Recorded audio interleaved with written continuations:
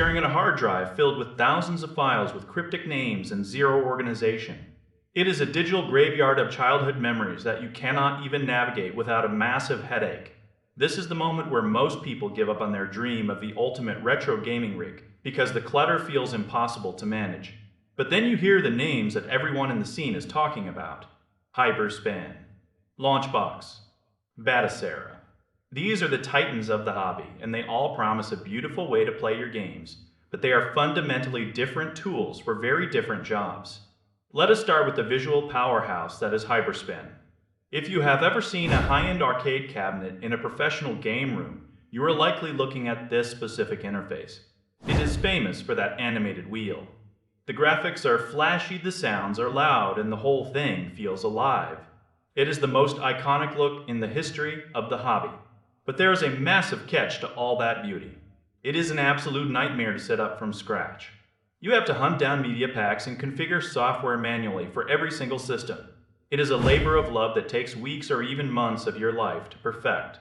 This is why you see people selling pre-configured drives for hundreds of dollars just to avoid the setup process. It is also a Windows-based system, which means you are still tethered to a traditional operating system that might try to update right when you want to play. Then you have LaunchBox. This is the choice for the person who values their time and wants a polished experience. The importer is a total miracle. You can take a folder of mixed files and it sorts them by platform automatically. It grabs the box art and the manuals without you lifting a finger.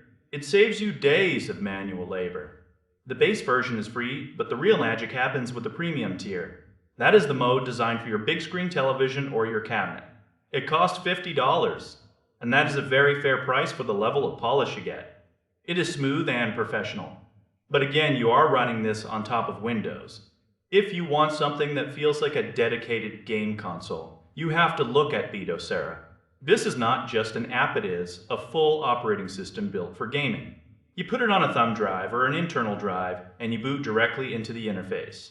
There's no desktop to worry about. There are no pop-ups or background tasks. It is completely free, and it runs on almost anything from a tiny credit card-sized computer to an old laptop, or even a modern handheld. Most users report having a full library ready to play in under an hour. The truth is that these three are not actually competing for the same spot in your home. If you want a classic arcade cabinet that looks like a piece of art, you go with the flashy wheel. If you are a computer user who wants a polished and managed library on your desktop, you pay for the premium Windows front end. If you want a dedicated machine that just works without the hassle of a background operating system, you go with the free bootable option. You need to pick your hardware first. Once you know what machine you are using, the choice basically makes itself. It is all about finding the balance between the time you spend building and the time you spend actually playing.